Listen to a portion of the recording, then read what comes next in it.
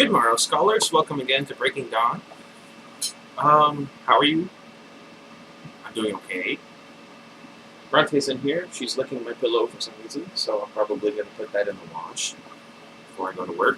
Look, there goes Bronte. She fell. What's that in the corner? Oh, oops. Oh well. Anyway, we're on chapter 4, page 51. This chapter is 23 pages long, so bear with me. What was I saying? Yeah, chapter 4, gesture, page 51. There we go. The wedding flowed into the reception party smoothly, proof of Alice's flawless planning. It was just twilight over the river. The ceremony had lasted exactly the right amount of time, allowing the sun to set behind the trees. The lights in the trees glimmered as Edward led me through the glass back doors, making the white flowers glow. There were another 10,000 flowers out there, serving as a fragrant, airy tent over the dance floor set up on the grass under two of the ancient cedars. That actually sounds really nice. Things slowed down, relaxed as the mellow August evening surrounded us. The little crowd spread out under the soft shine of twinkle lights and were greeted again by the friends we'd just embraced. There was time to talk now, to laugh. There we go. Congrats, guys, Seth Clearwater told us, tucking his head under the edge of a flower garland. His mother, Sue, was tight by his side, eyeing the guests with a wary intensity. I would too, but I presume for different reasons.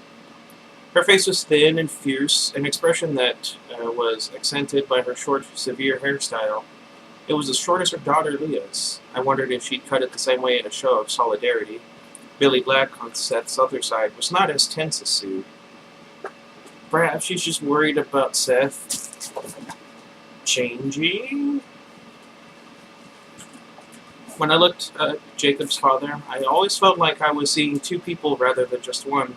There was the old man in the wheelchair with the lined face and the white smile that everyone else saw, and then there was the direct descendant of a long line of powerful, magical chieftains, cloaked in the authority he'd been born with, though the magic had, in the absence of a catalyst, skipped his generation. Billy was still part of the power and the legend. It flowed straight through him. It flowed to his son, the heir to the magic, who had turned his back on it.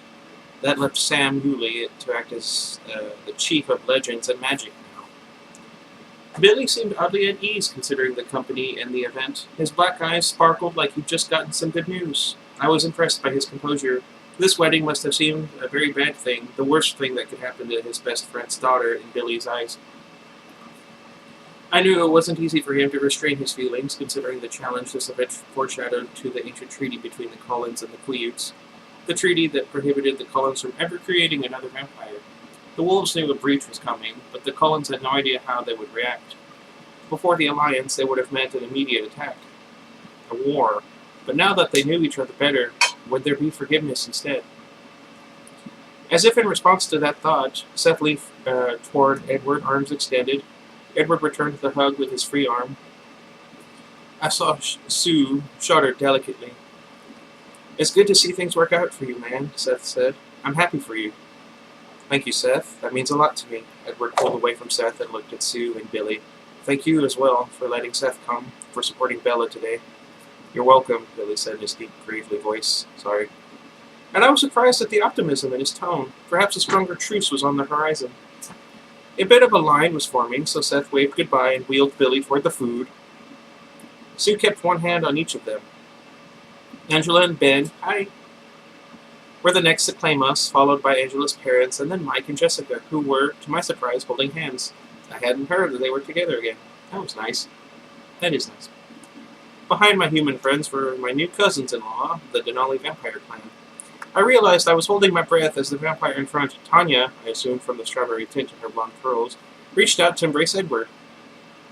Next to her, 3 other vampires with golden eyes stared at me with open curiosity. One woman had long, pale blonde hair, straight as corn silk. Kind of paints a picture, I suppose. The other woman and the man beside her were both black-haired with a hint of an olive tone to their chalky complexions. See? What's your face from a long time ago? and they were all four so beautiful that it made my stomach hurt. Tanya was still holding Edward. "Ah, Edward," she said, "I've missed you." Edward chuckled and deftly maneuvered out of the hug, placing his hand lightly on her shoulder and stepping back, as if to get a better look at her. "It's been too long, Tanya. You look well. So do you. Let me introduce you to my wife." It was the first time Edward had said that word since it was officially true. He seemed like he would explode with satisfaction saying it now. The Denalis all laughed lightly in response. "Tanya, this is my Bella." Wait a minute. Frate. Tanya was every bit as lovely as my worst nightmares had predicted. She eyed me with a look that was much more speculative than it was resigned, and then reached out to take my hand. "Welcome to the family, Bella." She smiled a little rueful. There we go. "We consider ourselves Carlisle's extended family, and I am sorry about the recent incident when we did not behave as such. We should have met you sooner. Can you forgive us?" "Of course," I said breathlessly. "It's so nice to meet you." Ouch. Where was I? The Cullens are all evened up in numbers now. Perhaps it will be our turn next, eh, Kate? She grinned at the blonde. "Keep the dream alive," Kate said with a roll of her golden eyes. She took my hand from Tanya's and squeezed it gently. "Welcome, Bella." The dark-haired woman put her hand on top of Kate's. "I'm Carmen. This is Elazar. I forget what I said. We're all so very pleased to finally meet you." "Me too," I stuttered. "Dang it. Now it's going to be back." Tanya glanced at the people waiting behind her, Charlie's deputy Mark and his wife. Their eyes were huge as they all took in the Denali clan. We'll get to know each other later. We have eons of time for that," Tanya laughed as she and her family moved on. All the standard traditions were kept. I was blinded by flash bulbs as we held the knife over a spectacular cake. Too grand, I thought, for a relatively intimate group of friends and family. We took turns shoving cake in each other's faces. Edward manfully swallowed his portion as I watched in disbelief. I threw my bouquet with atypical skill right into Angela's surprised hands. It's sad that we'll never get to know what happened to everybody. I just thought about that.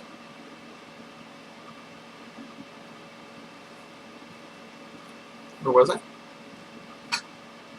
Emmett and Jasper howled with laughter at my blush while Edward removed my borrowed garter, which I'd shimmied down nearly to my ankle what? Oh, okay. Very carefully with his teeth. Ugh. With a quick wink at me, he shot it straight into Mike Newton's face. Why would he do that?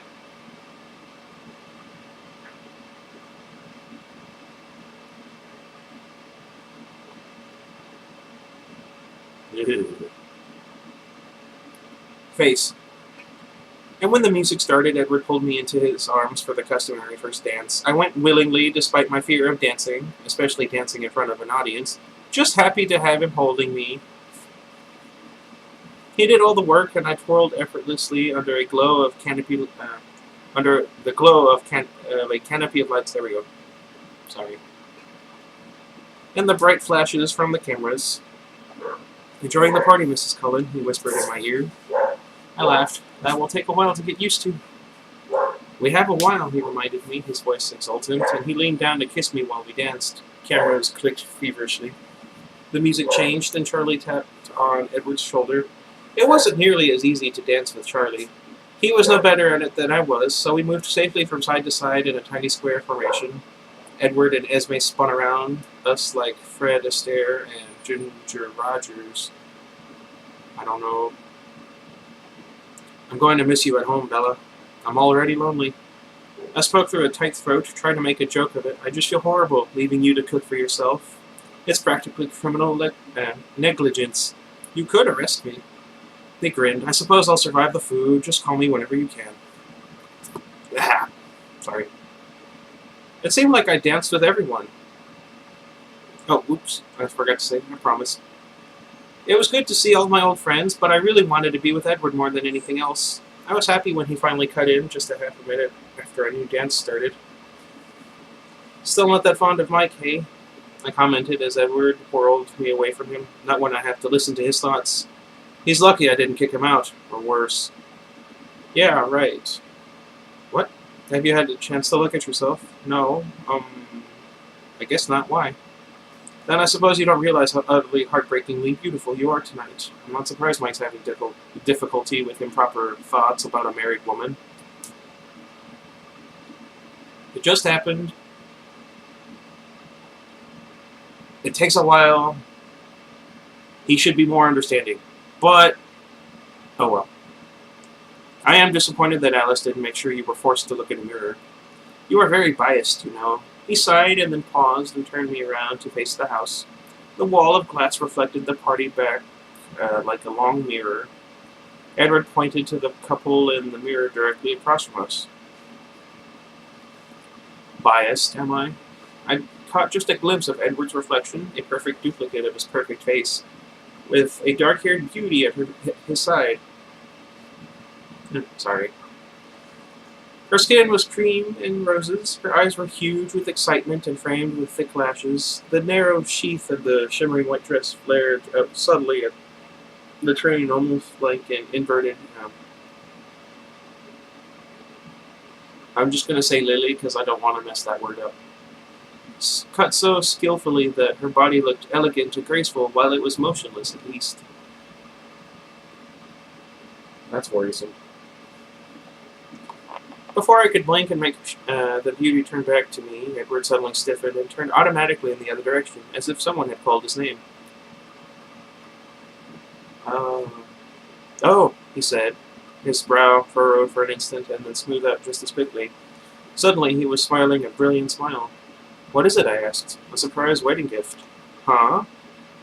He didn't answer. He just started dancing again, spinning me the opposite way we'd headed before, away from the lights and then into the deep swath of night that ringed the luminous dance floor. He didn't pause until we reached the dark side of one of the huge cedars, then Edward looked straight into the blackest shadow.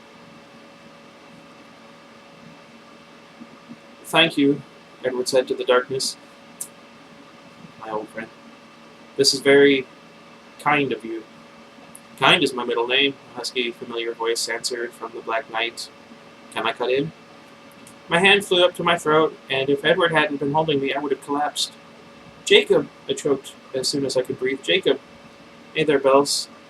I stumbled toward the sound of his voice. Edward kept his grip under my elbow until another set of strong hands caught me in the darkness. The heat from Jacob's skin burned right through the thin sateen dress as he pulled me close. He made no effort to dance, he just hugged me while I buried my face in his chest. Awkward. He leaned down to press his cheek to the top of my head. Rosalie won't forgive me if she doesn't get her official turn on the dance floor, Edward murmured. Dang it. And I knew he was leaving us, giving me a gift of his own, this moment with Jacob. Oh, Jacob, I was crying now. I couldn't get the words out clearly. Thank you. Stop blubbering, Bella. You'll ruin your dress. It's just me. Just? Oh, Jake, everything is perfect now. He snorted. Yeah, the party can start. The best man finally made it.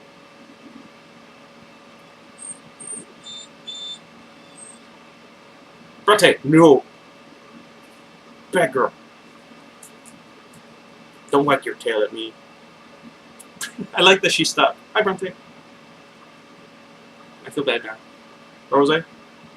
Now everyone I love is here. I felt his lips brush my hair. Why? Sorry I'm late, honey. What? I'm just so glad you came. That was the idea. Why did I change the voice all of a sudden? My throat hurts. I glanced toward the guests, but I couldn't see through the dancers the spot where I'd last seen Jacob's father. I didn't know if he'd stayed. Does Billy know you're here? As soon as I asked, I knew he must have. It was the only way to explain his uplifted expression before. I'm sure Sam's told him. I'll go see him when the party's over. He'll be so glad you're home. Jacob pulled back a little bit and straightened up. He left one hand on the small of my back and grabbed my right hand with the other. He cradled our hands to his chest. I could feel his heartbeat under my palm, and I guessed that he hadn't placed my hand there accidentally. I don't know if I get more than just this one dance, he said, and he began pulling me around in a slow circle that didn't match the tempo of the music coming from behind us. I'd better make the best of it. We moved to the rhythm of his heart under my hand. I'm glad I came, Jacob said quietly after a moment. I didn't think I would be, but it's good to see you one more time. Not as sad as I thought it would be. I don't want you to feel sad. I know that, and I didn't come tonight to make you feel guilty. No, it makes me very happy that you came. It's the best gift you could have given me. He laughed. That's good, because I didn't have time to stop for a real present. My eyes were adjusting, and I could see his face now, higher up than I expected. Was it possible that he was still growing? Probably. He had to be closer to 7 feet than to 6. It was a relief to see his familiar features again after all this time. His deep-set eyes shadowed under his shaggy black brows, his high cheekbones, his full lips stretched over his bright teeth in a sarcastic smile that matched his tone. His eyes were tight around the edges, careful. I could see that he was being very careful tonight. He was doing all he could to make me happy, to not slip and show how much this cost him.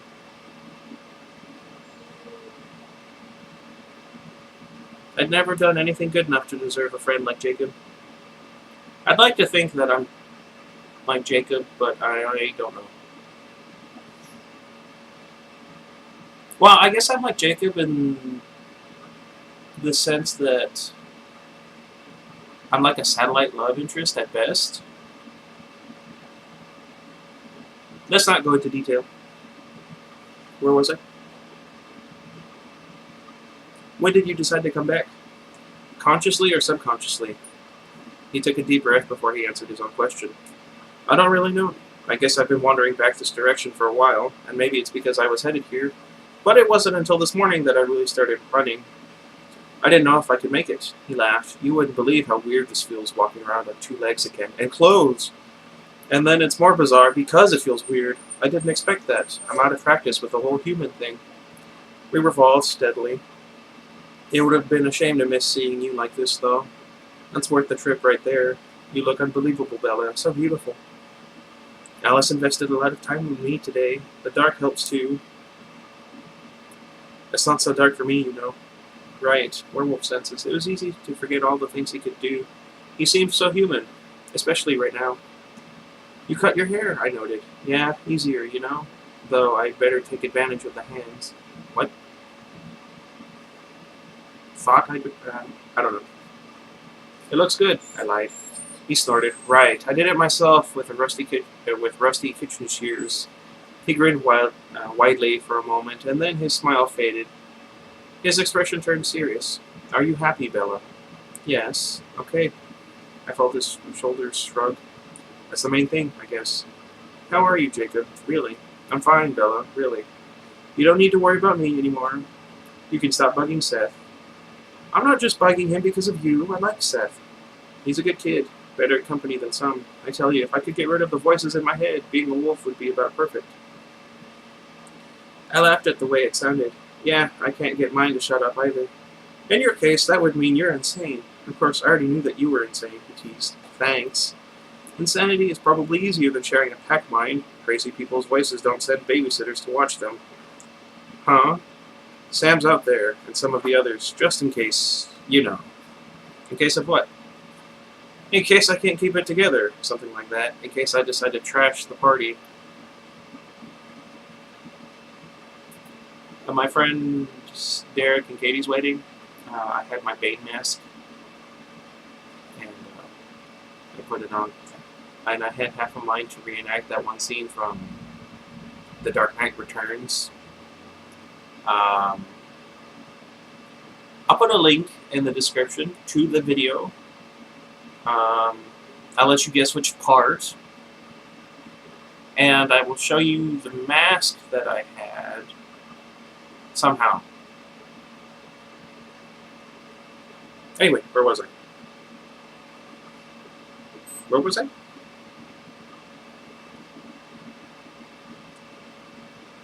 Let's see.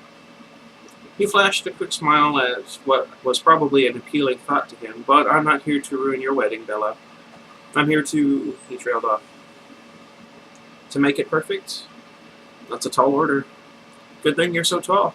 He groaned at my bad joke and then sighed. I'm just here to be your friend, your best friend, one last time.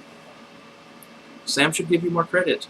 Well, maybe I'm being oversensitive. Maybe they'd be here anyway to keep an eye on Seth. There are a lot of vampires here. Seth doesn't take that as seriously as he should. Seth knows he's not in danger. He understands the Cullens better than Sam does. Sure, Jacob said, making peace before it could turn into a fight. It was strange to have him being the diplomat. Sorry about those voices, I said. I wish I could make it better. There we go. In so many ways. It's not that bad. I'm just whining a little. You're happy? Close enough, but enough about me. You're the star today, he chuckled. I bet you're just loving that. Center of attention. Yeah, can't get enough attention. He laughed and then stared over my head. With pursed lips, he studied the shimmering glow of the reception party. The graceful whirl of the dancers, the fluttering petals falling from the garlands. I looked with him. It all seemed very distant from this black, quiet space, almost like watching the white flurries swirling inside a snow globe. I'll give them this much, he said. They know how to throw a party. Alice is an unstoppable force of nature. He sighed. Song's over. Do you think I could get another one, or is that asking too much? I tightened my hand around his. You can have as many dances as you want. He laughed. That would be interesting. I think I'd better stick with 2, though. Don't want to start talk. We turned in another circle. You'd think I'd be used to telling you goodbye by now, he murmured. I tried to swallow the lump in my throat, but I couldn't force it down. Jacob looked at me and frowned. He wiped his fingers across my cheek, catching the tears there. You're not supposed to be the one crying, Bella. Everyone cries at weddings, I said, thickly. This is what you want, right? Right. Then smile. I tried. He laughed at my grimace. I'm going to try to remember you like this. Pretend that what? That I died? He clenched his teeth. He was struggling with himself, with his decision to make his presence here a gift and not a judgment. I could guess what he wanted to say. No, he finally said. But I'll see you this way in my head. Pink cheeks, heartbeat, 2 left feet, all of that. I deliberately stomped on his foot as hard as I could. He smiled. That's my girl. He started to say something else and then snapped his mouth shut, struggling again. Teeth gritted against the words he didn't want to say. My relationship with Jacob used to be so easy, natural as breathing, but since Edward had come back into my life, it was a constant strain, because, in Jacob's eyes, by choosing Edward, I was choosing a fate that was worse than death, or at least equivalent to it. What is it, Jake? Just tell me. You can tell me anything. I don't have anything to tell you. Oh, please, spit it out. It's true, it's not... It's a question. Something I want you to tell me. Ask me. He struggled for another minute and then exhaled. I shouldn't. It doesn't matter. I'm just morbidly curious. Because I knew him so well, I understood. It's not tonight, Jacob, I whispered. Jacob was even more obsessed with my humanity than Edward. He treasured every one of my heartbeats, knowing that they were numbered. Oh, he said, trying to smother his relief. Oh. A new song started playing, but he didn't notice the change this time. When? He whispered. I don't know for sure. A week or 2, maybe. His voice changed, took on a defensive, mocking edge. What's the holdup? I just didn't want to spend my honeymoon writhing in pain.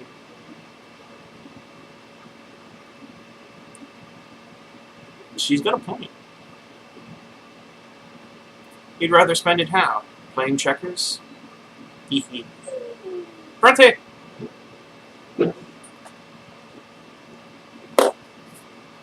Very funny. Kidding, Bells, but honestly, I don't see the point. You can't have a real honeymoon with your vampire, so why go through the motions? Call a spade a spade. This isn't the first time you've put this off. It's a good thing, though, he said, suddenly earnest. Don't be embarrassed about it. I'm not putting anything off, I snapped, and yes, I can have a real honeymoon. I can do anything I want. Butt out.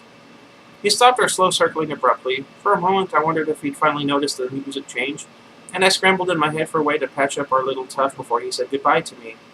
We shouldn't part on this note. And then his eyes bulged wide with a strange kind of confused horror. What? He gasped. What did you say? About what? Jake, what's wrong? What do you mean, have a real honeymoon? While you're still human? Are you kidding? That's a sick joke, Bella. I glared at him. I said butt out, Jake. This is so not your business. We shouldn't even be talking about this. It's private. On the one... No, she's right.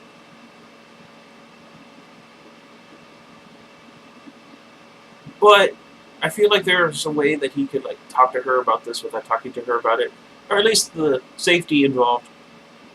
His enormous hands gripped the tops of my arms, wrapping all the way around, fingers overlapping. Ow, Jake, let go. He shook me, oh no. Bella, have you lost your mind? You can't be that stupid. Tell me you're joking. He shook me again. His hands, tight as tourniquets, were quivering, sending vibrations deep into my bones. Jake, stop! The darkness was suddenly very crowded. Take your hands off her. Edward's eyes was cold as ice, sharp as razors. Behind Jacob there was a low snarl from the black night, and then another overlapping the first.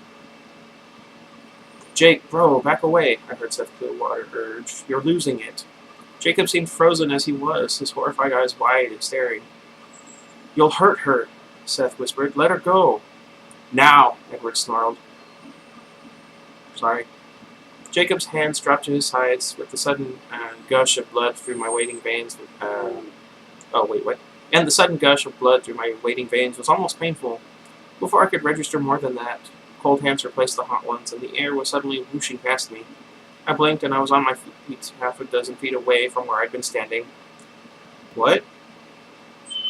Edward was tensed in front of me, and there were two enormous wolves braced between him and Jacob, but they did not seem aggressive to me. More like they were trying to prevent the fight. And Seth, gangly 15-year-old Seth, had his long arms around Jacob's shaking body, and he was tugging him away. If Jacob phased with Seth so close, come on, Jake, let's go. I'll kill you, Jacob said, his voice so choked with rage that it was low as a whisper, his eyes focused on Edward, burned with fury. I'll kill you myself, I'll do it now, he shuddered convulsively. The biggest wolf, the black one, growled sharply. Seth, get out of the way, Edward hissed. Seth tugged on Jacob again. Jacob was so bewildered with rage that Seth was able to yank him a few feet farther back. Don't do it, Jake, walk away, come on.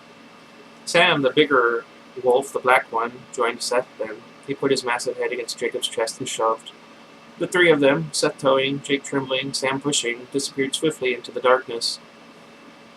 The other wolf stared after them. I wasn't sure in the weak light about the color of his fur. Chocolate brown, maybe? Was it Quill, then? I'm sorry, I whispered to the wolf. It's all right now, Bella, Edward murmured. The wolf looked at Edward. His gaze was not friendly. Edward gave him one cold nod. The wolf huffed and then turned to follow the others, vanishing as they had. All right, Edward said to himself, and then he looked at me. Let's get back. But Jake... Sam has him in hand. He's gone. Edward, I'm so sorry. I was stupid. You did nothing wrong. I have such a big mouth. Why would I... I shouldn't have let him get to me like that. What was I thinking?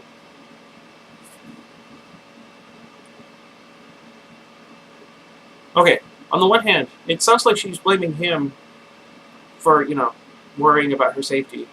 But she could mean that she shouldn't have been so offended by what he said and then tell him, in doing that. So I'm going to assume it was that one and not the first one. Don't worry, he touched my face. We need to get back to the reception before someone notices our absence. I shook my head, trying to reorient myself, but before someone noticed? Had anyone missed that? Then, as I thought about it, I realized the confrontation that had seemed so catastrophic to me had, in reality, been very quiet and short here in the shadows. Give me 2 seconds, I pleaded. My insides were chaotic with panic and grief, but that didn't matter. Only the outside mattered right now. Putting on a good show was something I knew I had mastered. Ow. My dress. My back hurts. You look fine, not a hair out of place. I took 2 deep breaths. Okay, let's go. He put his arms around me and led me back to the light. When we passed under the twinkle lights, he spun me gently onto the dance floor. We melted in with the other dancers, as if our dance had never been interrupted. I glanced around at the guests, but no one seemed shocked or frightened. Only the very palest faces showed any signs of stress, and they hid it well. Jasper and Emmett were on the edge of the floor, close together. I guess they had been nearby during the confrontation. Are you? I'm fine, I promised. I can't believe I did that. What's wrong with me? Nothing is wrong with you. I'd been so glad to see Jacob here. I knew the sacrifice it had taken him. And then I'd ruined it, turned his gift into a disaster. I should be quarantined. But my idiocy would not ruin anything else tonight. I would put this away, shove it in a drawer, and lock it up to deal with later. There would be plenty of time to flagellate, I don't know, myself for this, and nothing I could do now would help. It's over, I said. Let's not think of it again tonight. I expected a quick agreement from Edward, but he was silent. Edward? He closed his eyes and touched his forehead to mine. Jacob is right, he whispered. What am I thinking? He is not. I tried to keep my face smooth for the watching crowd of friends. Jacob was way too prejudiced to see anything clearly. He mumbled something low that sounded almost like should let him kill me for even thinking. Stop it, I said fiercely. I grabbed his face in my hands and waited until he opened his eyes. You and me, that's the only thing that matters. The only thing you're allowed to think about now. Do you hear me? Yes, he sighed. Forget Jacob Kane. I could do that. I would do that. For me, promise that you let this go. Sorry. He stared into my eyes for a moment before answering. I promise. Thank you, Edward. I'm not afraid. I am. Don't be. I took a deep breath and smiled. By the way, I love you. That's kind of nice. He smiled just a little in return. That's why we're here. You're monopolizing the bride, Emmett said, coming up behind Edward's shoulder. Let me dance with my little sister. This could be my last chance to make her blush. He laughed loudly, as unaffected as he usually was by any serious atmosphere. It turned out there were actually lots of people I hadn't danced with yet, and that gave me a chance to truly compose and resolve myself. When Edward claimed me again, I found that the Jacob drawer was shut nice and tight. As he wrapped his arms around me, I was able to unearth my earlier sense of joy, my certainty that everything in my life was in the right place tonight. I smiled and laid my head against his chest. His arms tightened. I could get used to this, I said. Don't tell me you've gotten over your dancing issues. Dancing isn't so bad with you, but I was thinking more of this. And I pressed myself to him even tighter, of never having to let you go. Never, he promised, and he leaned down to kiss me. It was a serious kind of kiss, intense, slow, but building. I'd pretty much forgotten where I was when I heard Alice call, Bella, it's time. Edward ignored her. His lips were hard against mine, more urgent than before. My heart broke into a sprint, and my palms were slick against his marble neck. Do you want to miss your plane? Alice demanded, right next to me now. I'm sure you'll have a lovely honeymoon, camped out in the airport, waiting for another flight. Edward turned his face slightly to murmur, Go away, Alice, and then pressed his lips to mine again. Bella, do you want to wear that dress on the airplane? She demanded. I wasn't really paying much attention. At the moment, I simply didn't care. Alice growled quietly. I'll tell her where you're taking her, Edward, so help me I will. He froze, then lifted his face from mine and glared at his favorite sister. You're awfully small to be so hugely irritating. I didn't pick out the perfect going-away dress to have it wasted, she snapped back, taking my hand. Come with me, Bella. I tugged against her hold, stretching up on my toes to kiss him one more time. She jerked my arm impatiently, hauling me away from him. There were a few chuckles from the watching guests. I gave up then and let her lead me into the empty house. She looked annoyed. Sorry, Alice, I apologized. I don't blame you, Bella, she sighed. You don't seem to be able to help yourself. I giggled at her martyred expression, and she scowled. Thank you, Alice. It was the most beautiful wedding anyone ever had, I told her earnestly. Everything was exactly right. You're the best, smartest, most talented sister in the whole world. I thawed her out. She smiled a huge smile. I'm glad you liked it. Renee and Esme were waiting upstairs. The three of them quickly had me out of my dress and into Alice's deep blue going-away ensemble. Bronte. Excuse me.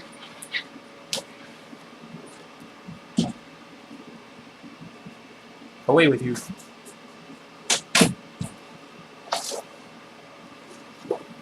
Bronte's kind of a butthead. Anyway, where was I?